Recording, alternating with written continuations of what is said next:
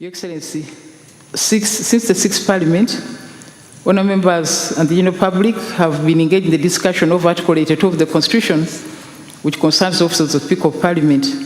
The issue of the Speaker and the Deputy Speaker as the only officials to preside over Parliament needs to be reviewed. We need to go back to the drawing board and critically look at this issue, bearing in mind the practice of other parliaments with regard to this issue. In other jurisdictions, speakers are supported by a panel of chairpersons, and you have just met the member of the panel from the Kenya Senate, and they assist in handling part of the work. Your Excellency, I have received a number of reports that despite my drawing attention to the accounting officers on the need not to fund committees of the House, which are irregular, some ministries and agencies have continued to do so. I reiterate that the Parliamentary Commission has a budget for the activities of the committees of Parliament and therefore do not require additional funding from ministries, departments, or agencies. In future, such abuse by accounting officers will be reported to the Head of Public Service and Secretary of the Cabinet for stern and deterrent measures, and I've written to him as well as sent copies to all the accounting officers about this activity.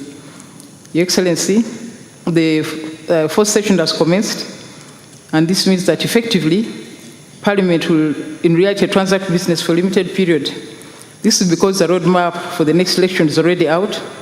When the members are usually uncomfortable around this time, and their focus is what is happening in their constituencies. It is therefore necessary that the executive brings forward all the business it deems important within the first 2 months, so that it can be processed by committees and later considered by the House. I urge the leader of government business to expedite the process, especially the electoral reforms, to be considered and passed in good time. They may involve the need to budget for additional resources. Therefore, Parliament should not be made to firefight and be stampeded by late presentation of bills by government. The Parliament has continued to engage the public. Without the financial support, what I've spoken above would not have been possible. A few of our members have not been able to join us today because they are indisposed. The Honourable Kitata Abud is recovering from an operation. The Honourable Mary Kabanda, the District Woman MP of Masaka, is also in hospital. Honourable William Nokrach is also in hospital. Honourable Abacha Chonchas Angiro Gutamoi is recovering from, I think, the fourth accident. Honourable Judith Bavidie is also unwell. And Honourable Regan Okumu has just returned from India, where he underwent 2 major surgeries. Members, as the practice, the business which Parliament had before the committees were prorogued has been saved. So there's no shortage of work. I call upon the whips to expedite the process of assigning members to committees in line with the rules of procedure. On my part, I would, as usual, assign the independent members to the committees. On behalf of Parliament, I welcome you all the State of the Nation address and appreciate your kind response to our invitation. Thank you very much. In other parts of the country, we have carried out field visits as well as engaged the public on various bills, policies and programs with the view of seeking input of the citizens. Your Excellency, one of the new innovations we intend to introduce is an application whereby the public will be able to make comments on the bills and the businesses before the House so that we can get their feedback even if they don't come physically to the Parliament.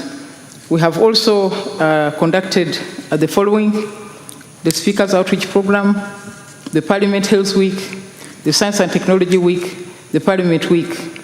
We have partnered with various agencies to highlight the work they do and exhibit products and innovations. For instance, 3 weeks ago, Parliament, in partnership with the Ministry of Trade, Industry and Cooperatives and the Africa Growth and Opportunity Act Secretariat, presented to us and they exhibited a number of products that have a potential for market in America. All these efforts are geared at taking Parliament closer to the people. I want to assure Excellency that Ugandans are very, very innovative. They're very creative. If you see some of the products that they exhibited, they just need some focus policy support to be able to enter the US market and other markets. Your Excellency, I would like to thank you and the government for the resources that have been availed to Parliament. Because I am always looking for new people, I want to give 3 copies to the leader of the opposition.